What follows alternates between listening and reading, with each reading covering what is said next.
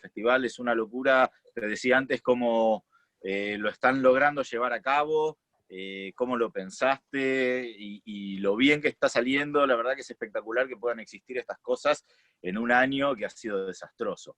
Obviamente también quiero agradecer al Club Social, al Poncho, quien le da el marco institucional a todo esto, un esfuerzo espectacular, así que creo que todos quienes estamos de este lado y quienes están del otro tenemos que estar agradecidos que haya gente que por lo menos sigue poniéndose para que estas cosas existan. Bien, bueno, vamos a hablar un poco de grabación de jazz en este caso, pero antes de arrancar hablando del jazz específicamente, vamos a hablar de la nueva normalidad y de las herramientas que tenemos hoy en día para grabar.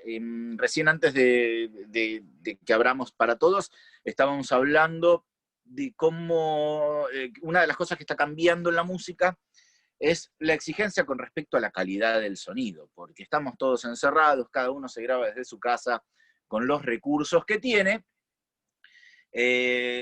lo cual hace quien lo recibe del otro lado entiende que uno lo está haciendo desde la casa, y entonces el foco está más puesto en la calidad del producto que en el envase en el que viene, ¿no? En la forma en la que ha sido hecha. Para eso, se me ocurrió darles un par de tips de cómo poder mejorar las grabaciones en casa de lo que están haciendo. Lo primero y número uno es, si van a trabajar con otra gente, muchachos, resuelvan el tema del sincro, usen siempre un clic, una marca, incluso que la marca sea doble, cuenten 4 antes de los 4 que van a contar, para que quien vaya a grabar con ustedes pueda tener diferentes opciones de sincro. Eso es lo número uno. Lo número 2 es para quienes orgullosamente venimos de la era analógica, sean ingeniosos con la manera en la que graben. Hay mucha gente que no tiene una buena interfaz de audio, entonces, por ejemplo, se enchufa directo a la computadora, a la entrada de micrófono que tienen, que es mini plug, el verde, de los 3 que suelen tener las computadoras atrás, y tienen muchos problemas con la calidad del sonido porque tienen que andar levantando la ganancia de entrada desde la computadora, y eso les mete un montón de ruido blanco, un montón de lluvia. Entonces sean ingeniosos en cómo resolver eso. Hay algunos que tienen una consolita que la pueden poner previa a eso y se aumentan la ganancia desde ahí. Eso está fantástico. Si no tienen una consola, aunque tengan un amplificador de 15 watts chiquitito, pueden usar el amplificador como, valga la redundancia, amplificador. Sea que vayan a grabar una voz, o una guitarra, o un piano. Los pianos suelen tener su propia ganancia, pero los instrumentos no. Pero si pasan por el amplificador, pueden utilizar el amplificador para levantar el volumen y no tienen que dar tanta ganancia desde la computadora. De esa manera obtienen una señal mucho más limpia.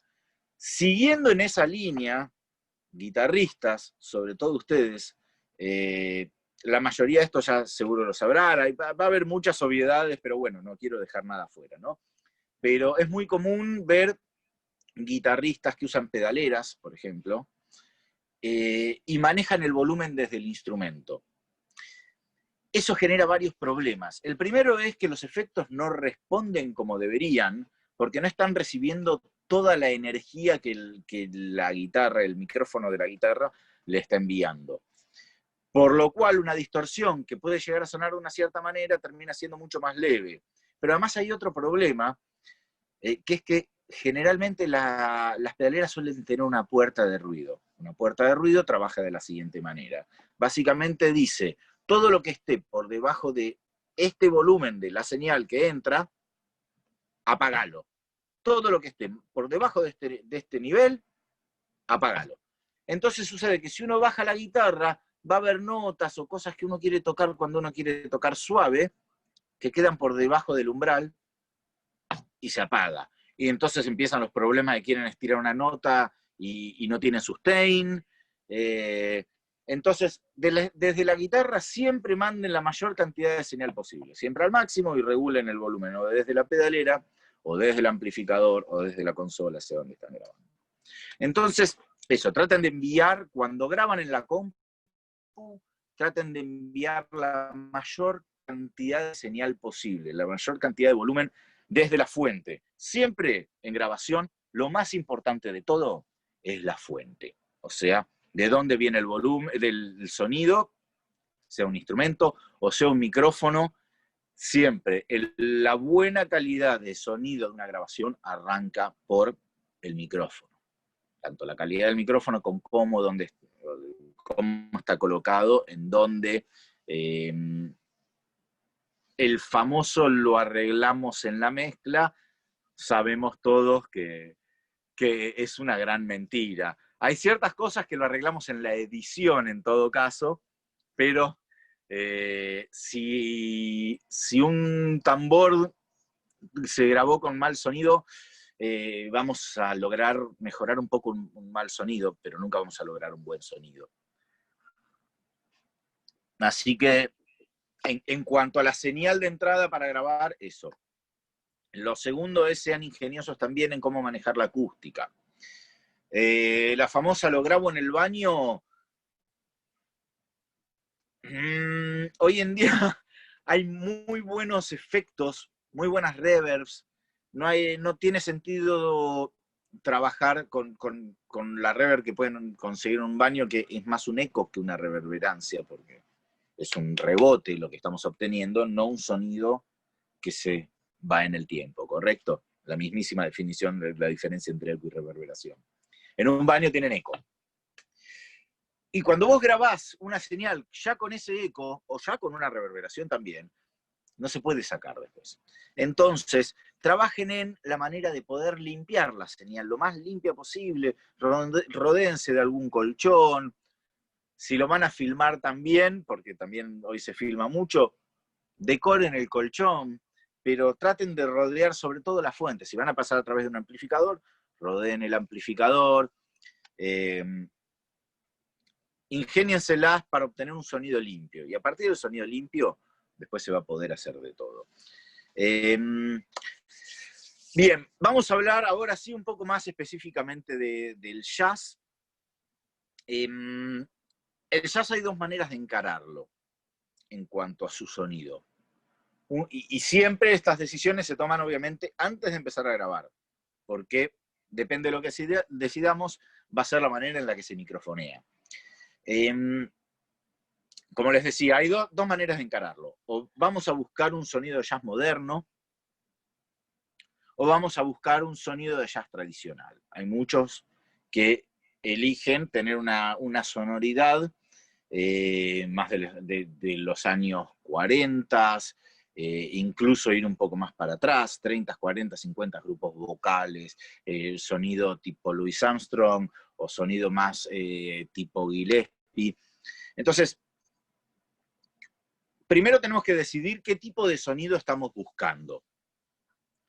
Si buscamos un sonido moderno, vamos a necesitar muchos micrófonos, porque el sonido moderno indica que hay que microfonear cada una de las partes.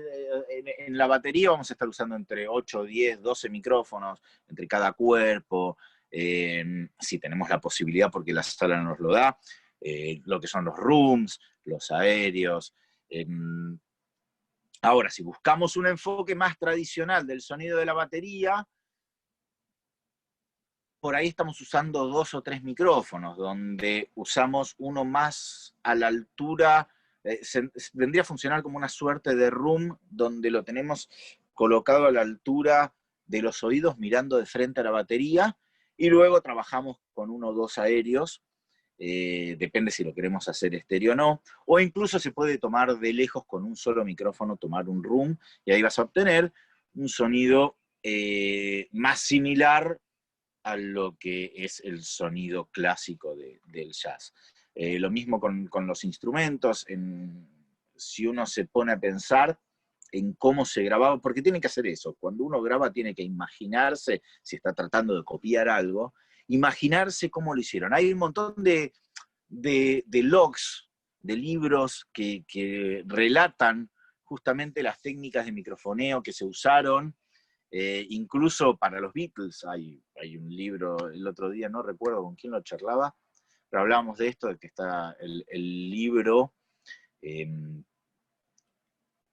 de todas las técnicas usadas para cada tema, cómo microfonearon.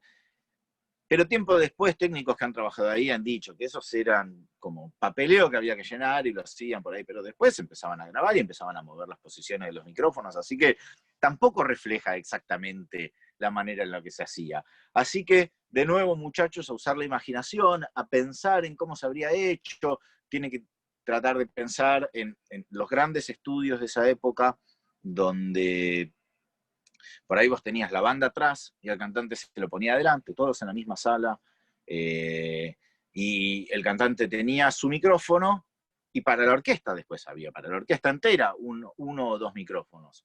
Se grababa en mono, así que no importaba, todo eso iba a las consolas que había en esa época, que tenían 2, 4 canales, como a lo sumo, donde se mezclaban esos 4 instrumentos que llegaban, y así salían. Así que cuando se graba en una posición, cuando se busca ese sonido tradicional, nuevamente también hay que pensar mucho en dónde vas a ubicar a los músicos para microfonearlos.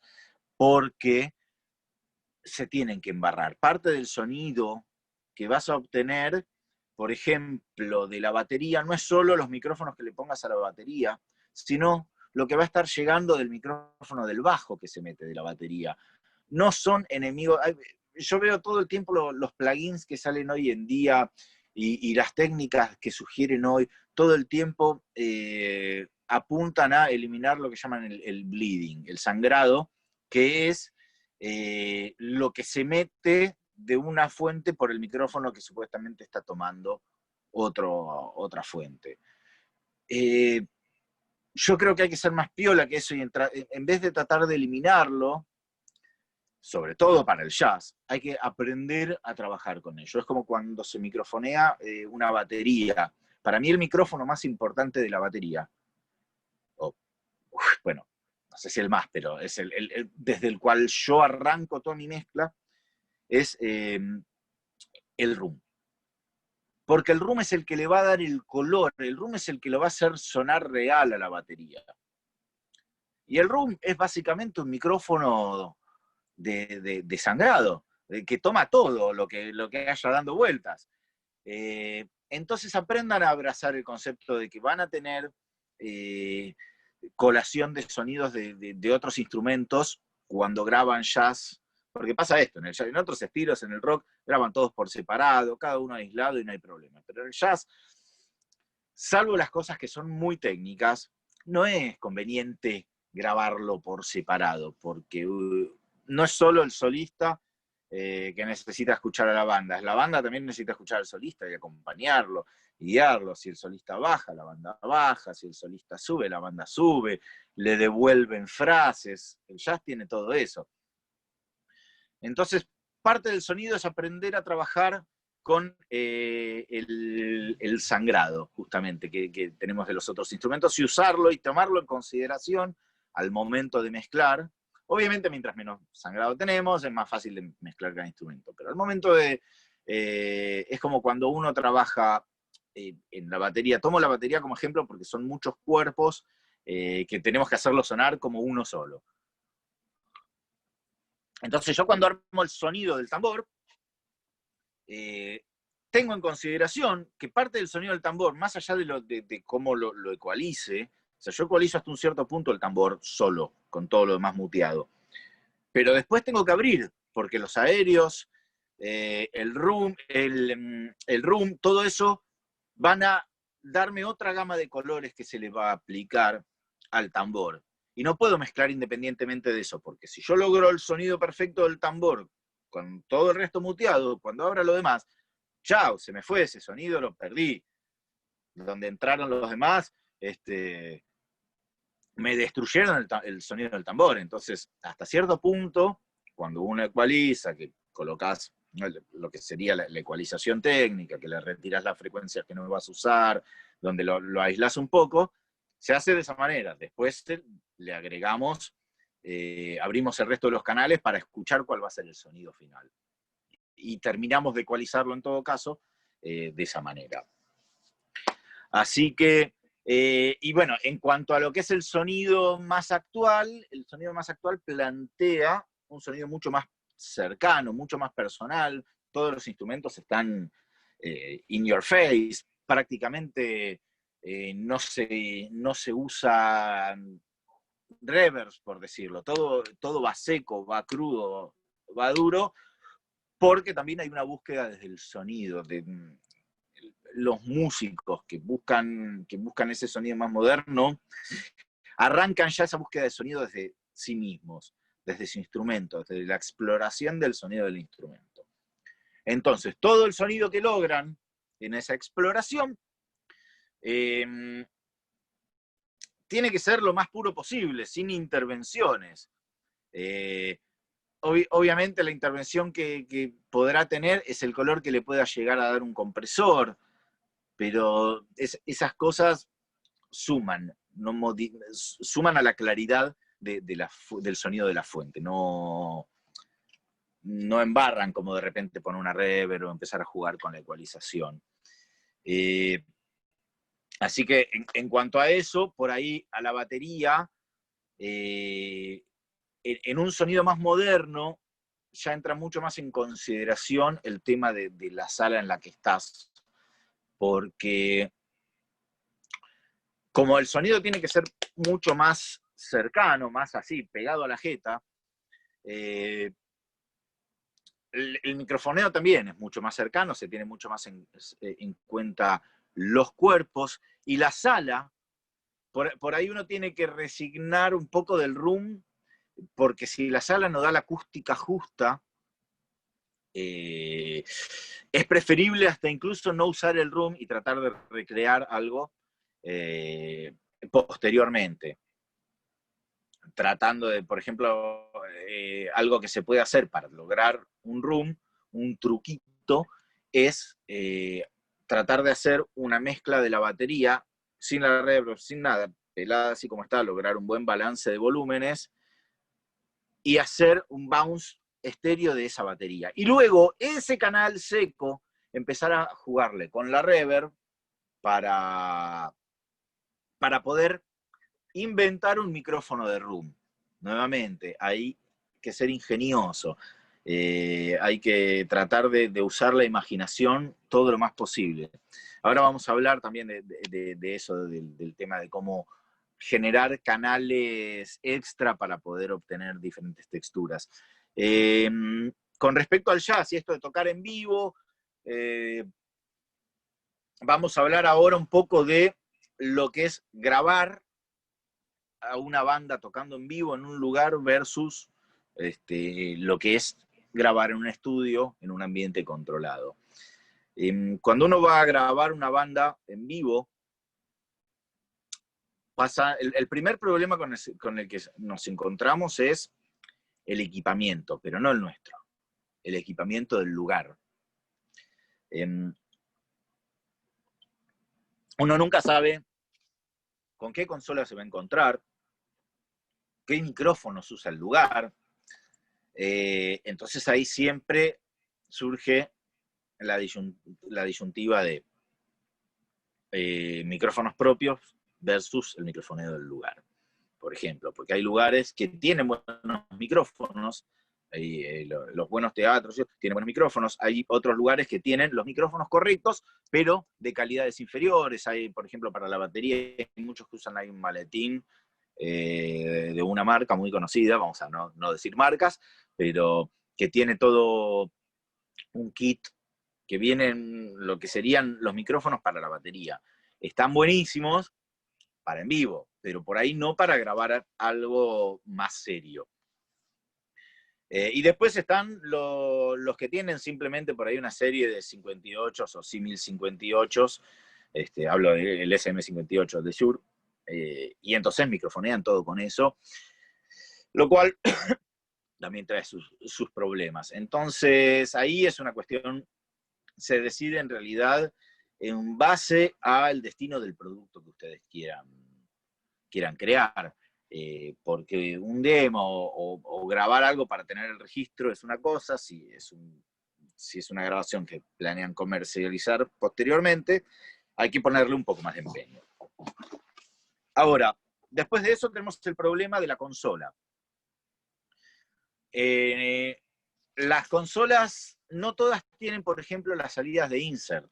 Todas las consolas que tienen salida de insert, donde son para enviar, la salida de insert funciona que envía la señal que entra al canal para que pase por algún efecto que lo procesa y lo devuelve. Pero nosotros podemos usar esas salidas para tomar las señales individuales de cada canal y tomarla, por ejemplo, una placa multipista que nosotros podemos llevar, que es la parte que nos toca a nosotros del equipamiento, ¿no? Y hay muchas veces el insert incluso pasa directo, es como una salida directa y no pasa por lo que sucede en la consola. O sea, me refiero ni a los volúmenes ni a la ecualización que le dé la consola. Eso sería, para mí, el mejor de los casos, poder obtener las señales limpias, pero, y aquí un consejo, cuando vayan a grabar eso, ténganse siempre también a mano una caja directa o algo que tenga un atenuador, porque les va a pasar en las consolas que tienen salida directa, por ejemplo el bombo, no van a tener manera de atenuarlo y va a entrar siempre rompiendo. Entonces necesitan poder atenuar la señal, porque si no van a tener un bombo roto. Muchas veces sucede eso, llega con demasiada energía el bombo y vos no tenés resto para bajarle, ya lo tenés al mínimo, el tipo desde la consola no puede hacer mucho, porque además él está tratando de hacer el sonido para el lugar y vos estás tratando de grabar. Entonces, ténganse atenuadores preparados, cosa de poder bajar señales, tengan resuelto el tema del monitoreo de ustedes también, para poder chequear el sonido que está entrando, porque una cosa es grabar por canales, donde entran todas las señales que llegan desde el escenario, entran a la consola, de la consola salen por insert o por directas a tu placa, fantástico, ahí salvo lo que les decía de los atenuadores, siguen de largo. Pero otra cosa es cuando van a tener que grabar lo que suceda en consola, una mezcla estéreo. Para lo cual entonces ahí empiezan ya los problemas de la pelea entre lo que es el sonido para el en vivo versus lo que ustedes quieren grabar. Eso, bueno, háganse amigos del sonidista y que les permita por lo menos arrancar de un monitoreo que les permita hacer a ustedes una mezclita más o menos decente, y de ahí empiezan a manejar con el máster cuánto alimentan para la sala.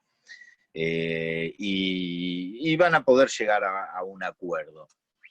Así que, bueno, y obviamente en los en vivos después está siempre todo el tema de lo que es grabar al público, porque pasa muchas veces que tenés un gran sonido, no, termina la banda, y después, ¿viste? Termina el tema y se escuchan 3 aplausos. Y decís, pero claro, la sala estaba llena y se escuchan los 3 aplausos de los 3 tipos que estaban en la mesa adelante. No, hablo de mesas porque estamos hablando de jazz. Perdón, me fui. Pero entonces, en ese sentido, por ejemplo, si tienen la posibilidad de llevar un par de micrófonos para tratar de tomar la sala, tomen la sala, no tomen desde adelante ya tienen los micrófonos que están en el escenario, van a tomar un poco adelante. Entonces, pónganlos a la mitad de la sala o atrás, a donde están ustedes, si es que ustedes tienen la posibilidad de estar enfrentados al escenario, y traten de tomar sonido de ahí, e incluso no tengan miedo en agarrar aplausos de un tema, aplausos del otro, y fusionarlos como para lograr un poco más de aplauso. No para mentir la cantidad de público, pero realmente las grabaciones en vivo, si no le agregan un poco de ese público de alguna manera, poniendo muchos micrófonos, quedan pocos aplausos. Y es injusto para lo que sucedió quizás en el día, porque por ahí hubo mucha gente y en la grabación no se nota. En ese sentido, también pasa arriba del escenario, uno no tiene muchas decisiones sobre la manera en la que se microfonea. Y lo más usual, por ejemplo, es que al baterista le pongan un solo micrófono de aéreo. Por ahí microfonean los tonos, microfonean el bombo, todo, pero te ponen un micrófono de aéreo. Y si uno quiere jugar con el estéreo y poder hacer estéreo, Ahí empieza nuevamente el uso de la imaginación. Me ha pasado varias veces que me han traído grabaciones donde por ahí me traían bombo, tambor y aéreo de la batería. ¡Ja! Todo al medio. Entonces, ¿cómo hacemos un estéreo de eso? Bien, agarramos el canal aéreo y lo primero que hacemos es lo duplicamos. Y entonces empezamos a jugar con las frecuencias.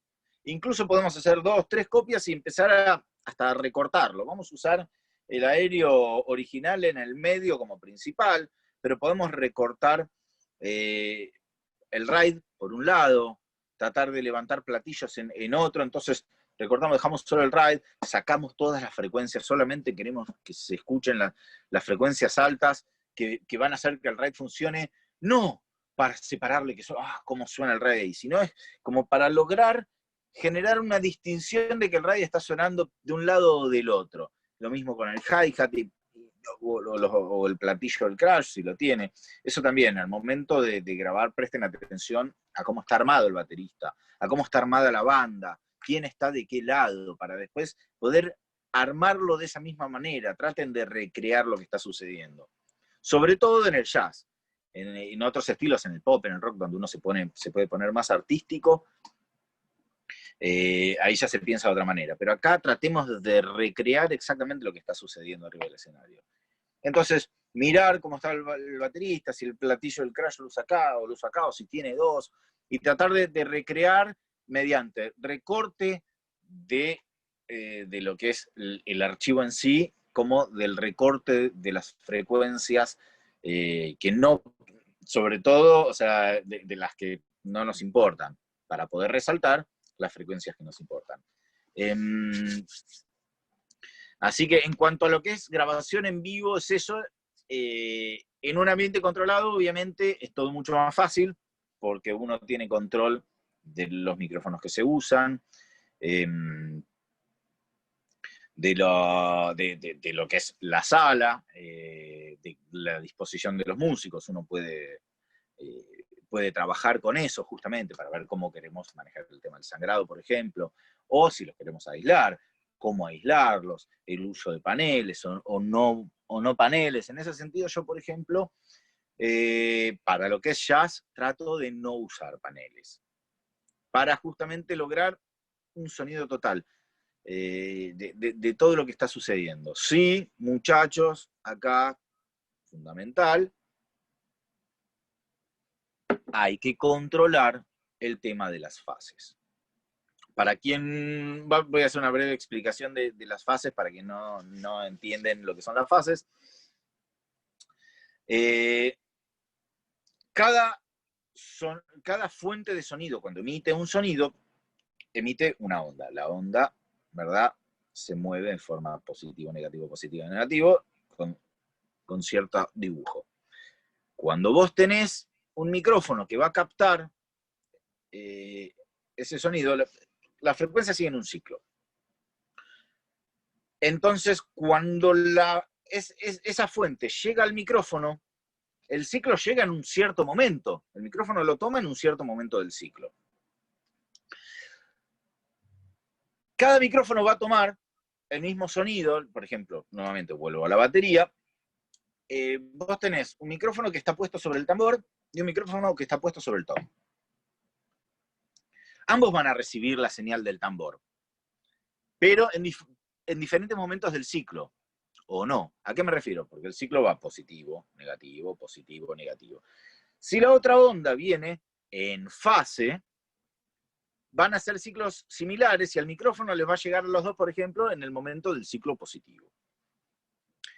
Ahora, puede ser que suceda al revés, que al micrófono le está llegando, cuando un micrófono recibe la señal que le está entrando en positivo, al otro le llega en negativo. Cuando sucede eso, las frecuencias se anulan, porque positivo versus negativo te lo deja en cero, y eso es algo que nos arruina el sonido, porque lo anula. Entonces tenemos que trabajar en la fase. Se puede o trabajar directamente escuchándolo y moviendo el micrófono, pero hoy en día hay muchas consolas, o incluso se puede hacer posteriormente, que le invertís la fase. Entonces, una vez después de grabar, siempre está bueno hacer una revisión de las fases. Abrís un canal y todos los otros canales que van a recibir señal de lo que es ese mismo canal, revisar uno por uno la fase.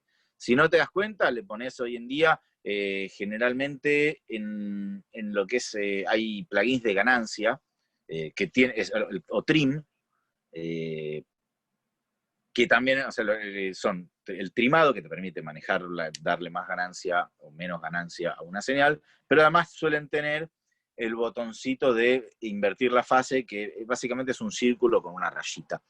Entonces, cuando ven eso, lo prenden y apagan y van escuchando cuál de los dos, o sea, lo que tienen que hacer es sí llevar ambas señales al medio, no prueben fase espaneado porque no van a escuchar la anulación, porque va a ir una frecuencia por cada lado y no se van a dar cuenta. Llevan todo al medio y ahí comparan las fases. Y van acomodando las fases. Van a ver, se va a escuchar porque de repente, como el sonido. Si está fuera de fase, el sonido es como que pierde armónicos, y se lo escucha como tapado. Entonces van probando y van abriendo a poco todas las fases. De esa manera se aseguran de que todo esté en fase. Es gran parte de lo que es el sonido, tener en cuenta el tema de las fases, porque te puede arruinar una buena mezcla. En realidad nunca vas a lograr una buena mezcla porque los sonidos se están anulando entre sí. Entonces todo eso en un ambiente controlado es fácil. No va poniendo los micrófonos, vas probando las fases. Si tienen la posibilidad de ecualizar desde una mesa de mezcla, hay gente que prefiere no y hacerlo desde la computadora, y hay gente que prefiere mezclar en la mesa y ya recibir el sonido, o sea, ya grabarlo con una ecualización dada o un sonido buscado, como se hacía en las épocas en las que se grababa en cinta. Pues no tenías, o sea, tenías una mezcla posterior, pero uno trabajaba mucho en la señal original antes de empezar a grabar. Mi razonamiento al respecto depende de la consola. Si a ustedes los previos que tiene la consola y la ecualización que tiene la consola les gusta, o por lo menos tiene la riqueza necesaria para poder hacer una buena ecualización, y graben ya ecualizado. Traten de que la fuente del sonido sea lo más parecido a lo que ustedes buscan en la mezcla final posible. Ahora, si tienen, por ejemplo, en esta consola que tengo aquí, tengo tres bandas para los agudos, a ver, está difícil, 3 bandas para los agudos, 2 para medios y 2 para graves. Y además después tengo recortes de graves. Entonces acá tengo bastante con qué trabajarlo. Entonces a mí me gusta ya buscar el sonido que quiero en el tambor, buscar el sonido que quiero en los toms, y ya grabar con eso. Después, en todo caso, hacer algunos ajustes desde la mezcla, pero si tienen la posibilidad de ya obtener una buena grabación del sonido original, mejor. Con eso se resuelve un montón de problemas. A ver, estoy usando acá un poquito machete de las cosas que tenía para charlarles. Fundamental, si tienen preguntas, ustedes vayan escribiendo, que a mí me las va a ir Mauro, me va a ir ayudando. Si mi asistente, mi Susano me va a leer las consultas, y voy a tratar de responder todo si es que estoy a la altura de las respuestas. Bien, a ver, bueno, otro problema que sucede mucho en el jazz es a los pianistas les encanta usar pianos acústicos. Y los pianos acústicos están fantásticos, pero tenemos que lidiar con varias cosas. Primero es obtener un buen sonido. No todos los pianos resuenan igual, porque cada diseño de piano va a hacer que su madera resuene de forma diferente. Entonces lo primero que tienen que hacer, así, pareciendo a los locos, se paran frente al piano, que el pianista toque. Si ustedes no saben tocar el piano, si ustedes saben, lo pueden hacer ustedes mismos, y empiecen a mover la oreja y busquen el sweet spot del piano. Encuentren dónde el piano encuentra ese brillo en su tocar, que además no permita que se meta mucho el ruido.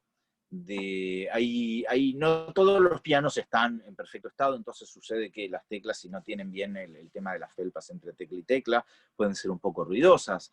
Incluso los pedales, si no tienen bien los paños que silencian el sonido del pedal, muchas veces sucede que el pedal es un gran problema para el piano, porque van tocando y donde va apretando y soltando el piano, cada vez que suelta, sube el pedal y ¡pac, pac, pac! Y eso se escucha mucho. Entonces hay veces, incluso que eso molesta para la grabación, porque el sweet spot justamente del piano está en un lugar donde se recibe mucho de ese golpe.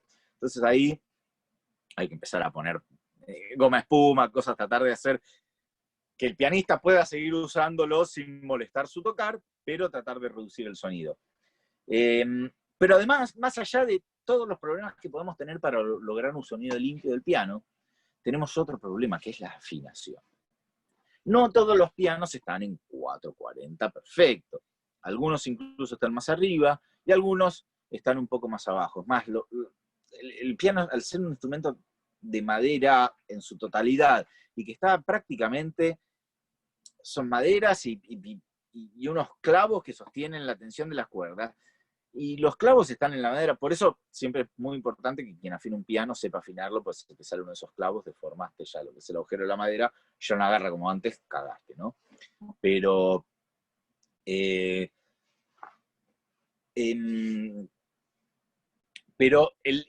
no necesariamente está siempre en 440, a veces el piano, el piano aquí del estudio, por ejemplo, le pasa eso mágico, no se desafina entre sí, empieza a bajar todo. Entonces me baja de 440, por ahí lo tengo en 438. Entonces siempre antes de grabar un piano, agarren y toquen, graben, tocando el La. Bueno, digo el La porque es el estándar de la medición para afinar, ¿no? Pero graben primero unas notas largas de eso, para después poder medirlo, porque empiezan a moverlo de a comas, ¿no? Porque quizás un semitono como mucho puede hacer la desafinación para arriba, para abajo, pero el resto está en comas, entonces hay que buscar esas comitas donde se van moviendo hasta dar con la afinación. Y tomen nota de eso, porque entonces una vez que después graban todo lo que quieran y llevan el piano ahí. O la otra es que afinen todos los instrumentos en referencia a ese piano. Lo cual también se puede usar. A ver, va a pasar algo. Cuando ustedes tengan que afinar un piano digitalmente, una vez ya grabado, si no está muy lejos, no pasa nada. Pero si está un poco lejos la afinación, por ahí empieza a joder con el sonido. Entonces, antes de empezar a grabar ya, descifren si el piano está en 440, no está en 440, mídanlo. Porque, por ejemplo, lo mismo pasa con los bandoneones. El bandoneón no está en 440. El bandoneón no lo podés afinar. Y entonces, nuevamente, ahí tenemos la problemática de qué hacemos. Afinamos todos con el bandoneón, o el bandoneón lo grabamos así y después lo movemos digitalmente. El bandoneón se puede hacer sin problema, el afinar después, porque lo he hecho varias veces y realmente no se nota. Si usan un buen corrector de pitch, no se va a notar mucho y se puede hacer directamente. Pero si pueden afinar en relación a los instrumentos que no se pueden afinar, como es el bandoneón o el piano, mejor, van a obtener nuevamente un sonido mucho más limpio sin tener que andar procesando y reafinando todo el piano. Así que con eso tengan cuidado. Después, el contrabajo, el tema del microfoneo del contrabajo siempre ha sido muy controversial, porque está el tema de microfonear, o sea, micrófono de contacto versus micrófono, lo cual siempre va a ganar micrófono, sépanlo muchachos, el micrófono de contacto está fantástico para no acoplar en vivo y hasta ahí, pero para grabar, vayamos al viejo y querido micrófono, como se hizo toda la vida. Y ahí empieza el tema de afino la F, ¿qué F? Porque tenemos dos, la del lado agudo, la del lado grave.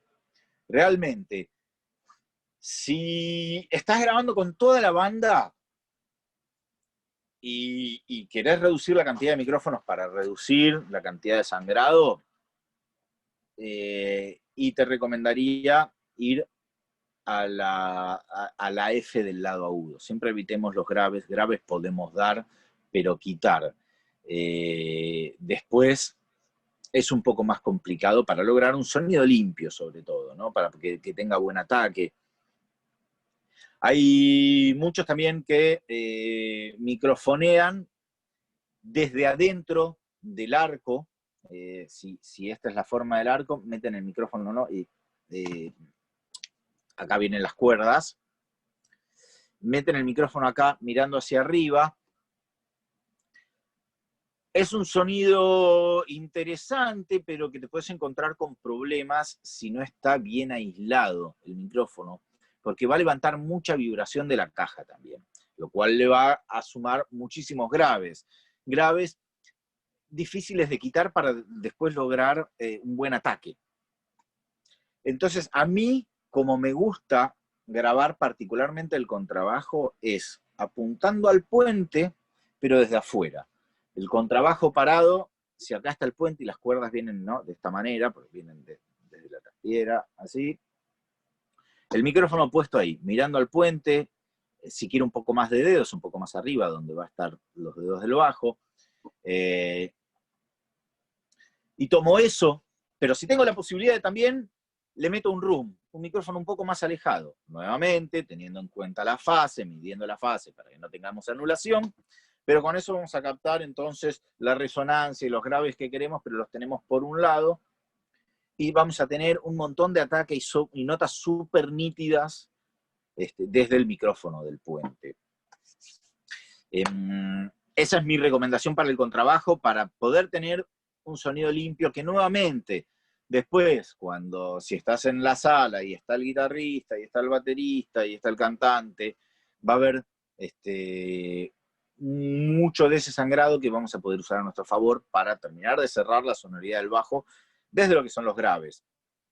Pero en sí es fundamental tener ese buen ataque, porque después si queremos engrosarlo, lo podemos engrosar sin perder el control de ese ataque. Así que esa es mi recomendación con respecto al contrabajo, al piano, los instrumentos de vientos. Vamos a hablar de lo que es microfonear una trompeta o un saxo, que esto es otro mundo totalmente diferente. Con la trompeta sucede, o sea, pasan dos cosas. Hay instrumentos que son herméticos, instrumentos que no lo son. La trompeta es un instrumento hermético. Desde que vos soplás, hace todo el recorrido por el instrumento y casi no hay sangrado del sonido, por otro lado, que no sea la boca del instrumento. En el saxo, por ejemplo, no sucede lo mismo. Vos tenés todo el pistoneo que abre las válvulas y por la válvula tenés escape del sonido. No es hermético hasta la boca. Entonces, a la trompeta yo le coloco un micrófono de frente y si tengo la posibilidad, un room también para poder agarrar un poco de lo que es la expansión del sonido del instrumento. Siempre los rooms son para eso, ¿no? Vos tenés la fuente, que es así, es que si te tocan una trompeta en el oído no te va a gustar. Ahora, está un poco más lejos y te gusta el sonido. Con el micrófono que está acá es la trompeta tocándote en el oído. Entonces, tener un micrófono más lejano te da el contexto y termina de redondear ese sonido. Pero no tenemos mucho más para hacer que eso. En cambio, en el saxo, vamos a ponerle un micrófono a la boca, vamos a poner un micrófono de room para tomar la expansión del instrumento, pero a mí me gusta también ponerle un micrófono a la altura de donde tiene las manos. Con eso voy a tomar dos cosas, el sonido que se escapa por las válvulas, pero además, a mí particularmente me gusta escuchar plac, plac, plac, plac, plac, plac, plac, el saxo. Y después con eso yo puedo jugar. Si quiero un saxo mucho más personal, le voy a dar más de los dedos. Y si lo quiero más impersonal, le voy sacando de esos dedos y juego un poco más con el room. Pero se puede jugar con la intimidad del instrumento. Lo mismo pasa con la guitarra. En las guitarras, por ejemplo, uno toma el amplificador, pero a mí, sobre todo en el jazz también, a veces me gusta ponerle un micrófono a la mano, a la púa, básicamente. Y después jugar con el sonido de la púa, que además eso va a ayudar a poder jugar un poco, a emular el sonido de una guitarra de caja. Porque vamos a tener el sonido que sale del amplificador y después uno de las cuerdas directo y el track, track, track, track, track de las púas. Y eso nos permite jugar mucho con el sonido, nos abre el abanico un montón. Así que con los vientos sucede eso. Aquel instrumento que tenga pérdida del sonido, trato también de microfonear ahí para obtener ese sonido, porque es parte del instrumento también. Lo es, les guste o no. Lo mismo pasa en el bandoneón, cuando las perillas, uno escucha clac, clac, clac, clac, clac. Cuando vos lo escuchás en vivo, en directo, el bandoneón, se escucha mucho la perilla. Entonces, usarlo, existe, está ahí, es parte del sonido del instrumento, es ineludible. Lo mismo, hasta en una melódica pasa lo mismo, se escuchan las teclitas de plástico cuando uno toca. Y es parte del sonido de la melódica. Es como en una flauta, o sea, traversa, o sea, dulce, es como tratar de limpiar el sonido para no obtener el soplido. Es parte fundamental del sonido del instrumento, es lo que hace a ese instrumento ser así también. Entonces, no reneguemos de esas cosas, usémoslas en nuestro favor, seamos piola, usemos nuestra imaginación para que todas estas cosas que además la industria nos la presenta como enemigos, como parte del problema, hagámonos amigos, usémoslo en nuestro favor. Y digo la industria porque todo tiende hoy en día a ser perfectamente pulcro, redondo. El pop sobre todo es eso, el sonido va muriendo, está cortadito, perfecto, cada frecuencia lo que tiene que ser. Y yo no estoy tan de acuerdo con eso. Sí, es una sonoridad interesante, sí se explora y sí lo he hecho. Porque nuevamente uno siempre tiene que estar con el foco en el producto final que está buscando. Si yo estoy queriendo hacer algo pop moderno, no voy a pensarlo, a grabarlo como el jazz. Pues no voy a impulsar que el nuevo sonido del pop ahora es así. Uno cuando le piden algo específico tiene que trabajar alrededor de eso y pensar de esa manera, lo que decíamos antes. Así que en cuanto a jazz, me parece, no sé si hay algún instrumento que no mencioné de cómo poder grabarlo, pero bueno, podemos abrir la ronda de preguntas. A ver, estoy leyendo, perdón, me acerco acá, tengo una segunda ayuda.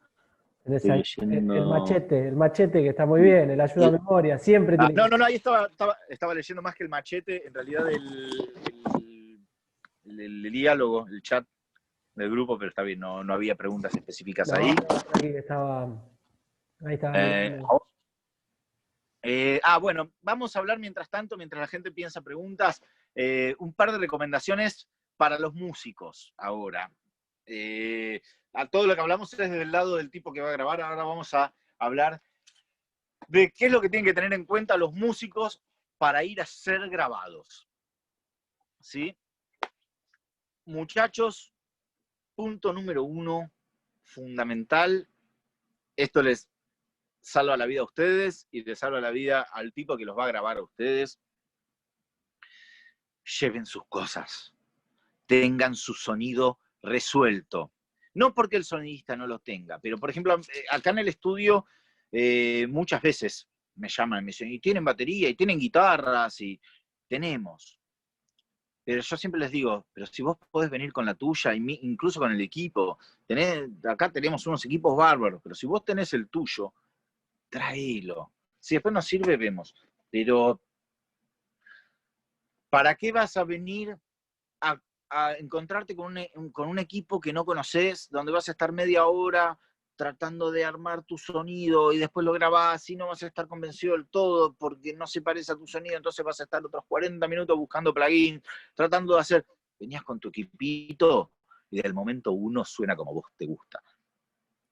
Entonces, tráiganse sus equipos. Lo mismo con los instrumentos. Hay gente que por ahí tiene un instrumento que no es tan malo, pero tampoco es de marca. ¿Sí? Entonces viene, viste, el bajista, porque me prestaron este Fender. Está buenísimo. Pero después resulta que no estás tan cómodo, porque no es tu instrumento.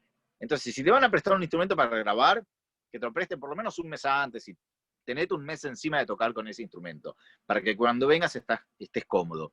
Grabar resta mucho desempeño. Uno tiene que venir con resto al estudio, porque está todo bárbaro hasta el momento que te dicen grabando, y ahí de repente algo hace, se frunce un poquito y el desempeño baja. Entonces tenemos que hacer todo lo posible para minimizar cualquier incomodidad que podamos tener. Y tener un instrumento con el que estamos cómodos para tocar es fundamental, fundamental. Entonces, traigan sus equipos, sus instrumentos. Si les prestan, traten de tenerlos un tiempo antes para hacerse amigos. Mientras menos cosas traigan para ver qué onda en el estudio, ahí en el estudio vemos qué onda. Lo único que va a hacer es que pierdan plata, porque los estudios corren por hora, el relojito corre y vos estás ahí pensando ideas que podrías haber pensado en tu casa. Así que, y bueno, y bateristas, si van a grabar con click, vengan bien practicados con el click. No es fácil grabar con click si no estás acostumbrado a hacerlo. Trabajen con el click, estudien con el click, aunque sea solo el tema que tienen que grabar con click, pero háganlo para que cuando vengan al estudio sea todo más fácil, más rápido para ustedes. Porque nuevamente, acá entra un círculo vicioso. Viene el baterista, no tan preparado a tocar con click. Empieza el tema. Viene bárbaro, está un poquito nervioso porque está grabando, pero viene bien. Y de repente se empieza a mover el click. Y lo primero que tienden los bateros es tratar de acomodarse y se escucha en la grabación. Entonces frenamos. No, che, te corriste, no sé qué, vamos de nuevo, dale, vamos de nuevo. Segunda toma. Se corrió. Para la tercera toma, el batero está nervioso, que le está haciendo perder el tiempo a todos, caliente porque no le sale, todos empiezan a poner de mal humor, el cantante que se sabe que va a ser el último en grabar ya empieza a mirar con cara de culo a todos, al violero lo mira así, le dice, vos el solo no lo vas a grabar, porque si no, no llego a grabar yo, y empiezan a ver esas cosas. Entonces, todo pensado, todo practicado, no vengan a ponerse nerviosos al estudio, porque el desempeño baja y baja, muchachos, créanme, no importa cuánta experiencia tengas en el estudio, en el momento en el que te están grabando y que tomás conciencia de lo que estás haciendo es lo que va a quedar. Así que ese es un consejo fundamental. Otra cosa, y esto también, sobre todo con el jazz. Con lo que decíamos antes de los libros estos que dicen las técnicas usadas para grabación. Me ha pasado que han venido, qué sé yo, un saxofonista, y me dice, mirá, yo quiero el micrófono a 46 centímetros porque yo leí en algún lado que Charlie Parker grababa con el micrófono a 46 centímetros. Y entonces acá, obviamente, cuando me hacen esos planteos, a mí me surgen tres preguntas. La primera es, ¿vos tocás como Charlie Parker? Lo cual es la pregunta que trato de no hacer, porque puede ofender al otro, ¿no? La segunda pregunta es, ¿Charlie Parker lo grabó acá? Y la tercera es, ¿era con este micrófono que lo grabó? Porque si no, nada de todo tiene sentido. Que yo te ponga el micrófono a 46 centímetros, porque Charlie Parker grababa hace 40... No va a sonar como Charlie Parker. Pero no, y nuevamente, suponete que tocas como Charlie Parker, no va a sonar, porque ni la sala era la misma, ni el micrófono era el mismo, ni hasta el clima era el mismo. Y todos son factores que cambian mucho. Entonces, cuando el técnico te va a microfonear, déjalo que lo haga, porque el técnico conoce ese micrófono, conoce la sala, y te están microfoneando para que tu instrumento suene bien, con ese micrófono y con esa sala. Y en ese sentido, así como el técnico no te va a decir a vos, no, acá en vez de hacer fa sostenido, ustedes no le digan al técnico, porque cada uno sabe de lo suyo. Y está fantástico. ¿Y saben qué? Déjenlo ser así, porque el resultado va a ser mucho mejor. Es como cuando uno, desde el punto de los músicos, cuando uno invita músicos a tocar temas de uno, y vos le decís, mira, bueno, la melo es así, no sé qué, y esto. Y están los músicos que te dicen, no, esto, hacelo así, copialo tal cual. Y el músico que le dice, no, bueno, mira, esta es la melo, toca la voz y dejás que el otro le ponga lo suyo.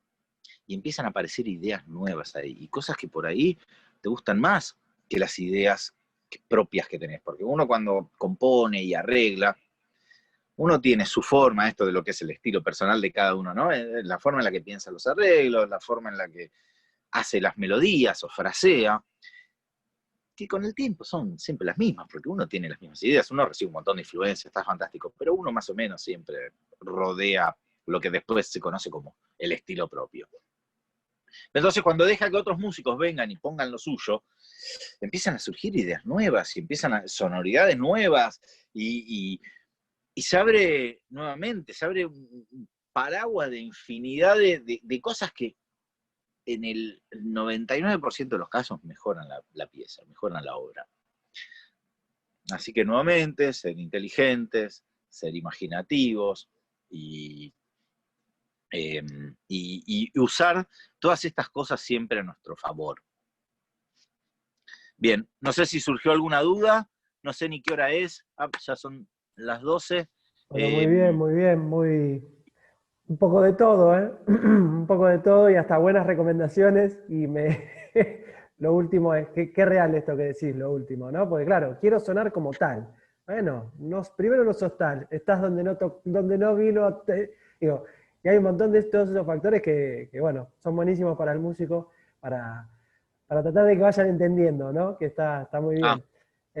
Bueno, perdón, con respecto a eso, una última cosita, si me permitís, que eso también, con esto quiero sonar así, asá. Muchachos, músicos, acá traten de también entendernos a nosotros del otro lado. Cuando viene, qué sé yo, viene un baterista y me dice, pues yo quiero que el tambor me suene como el de los Red Hot Chili Peppers. El baterista de los Red Hot Chili Peppers usa un tambor de $20.000. ¿Cómo hago yo para que tu tambor de 500 suene igual que es tonto el otro que gasta $20.000 en un tambor para que vos vengas y te suene igual? Entendamos eso también, ¿no? Hay ciertas cosas que suenan de cierta manera porque se invirtió la plata necesaria para que suene de esa manera. Si vos gastaste $20.000 en grabar un disco y el otro gastó $20.000, no pretendas que tu disco de $20.000 suene igual, porque el otro no es tonto que gastó toda esa plata para obtener lo mismo que vos. Hay cosas que cambian, mezclas analógicas, la calidad de los instrumentos, así que en ese sentido también nosotros vamos a hacer todo lo que se pueda desde nuestro lado para acercarlos a eso. Si no lo logramos, entiendan que hay un montón de muchos más factores aparte de nosotros. Listo, ahí está, le puse el monio, ahora sí. Espectacular, espectacular. Ahí Juan aplaude, pone las palmitas.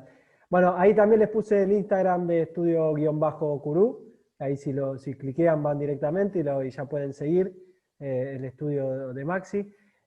Bueno, Maxi, si hay alguna pregunta, no hay ninguna pregunta, ya vamos a ir cerrando. Agradecerte enormemente esta máster. Un placer. Y bueno, y ojalá que ya retome pronto. Sé que ya está retomando de a poco, pero pronto vuelva toda esa actividad que tanto se necesita ahí en el estudio. De a poco vuelve, así que quienes quieran, bienvenidos a Estudio Curu, acá estamos. Estudio Curu, perdón, yo digo Curu, perdón Maxi, Estudio Curu. Más libre interpretación, no hay problema. Bien, así que los espero todos, estamos acá en Palermo, Chacarita, Villa Crespo, ahí en el límite entre todo. Son todos bienvenidos, trabajamos más allá del jazz con todos los estilos. Así que los esperamos cuando quieran. Y no me queda más que agradecerte nuevamente a vos, al club, al Poncho, por toda esta movida.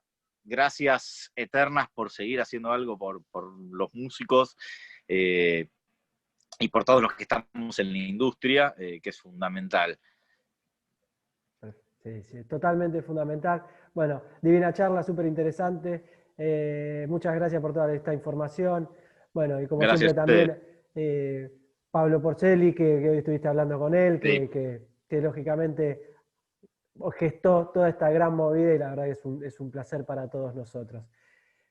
Maxi, agradecidos y ya nos volvemos a ver. Esta charla la vamos a colgar en un ratito, va a estar en el canal de YouTube, ya se la vamos a compartir también a Maxi para que la pueda colgar donde él disponga y quiera, porque puede hacer uso de su charla. Y bueno, seguimos ahora a las 13, como les había dicho. Vamos a hacer un taller de mantenimiento de instrumentos de viento y bueno, después continuamos a las 15, 17, 20 horas con el cierre. Vean toda la información ahí en Poncho Club Cultural, donde ponemos las historias con los links y contraseñas. Les mandamos un fuerte abrazo. Maxi. Gracias a todos los que estuvieron aquí, gracias de nuevo a vos, Mauro, a Pablo, y bueno, que siga esto. Nos veremos ya prontamente. Adiós. Chao, chao. Gracias.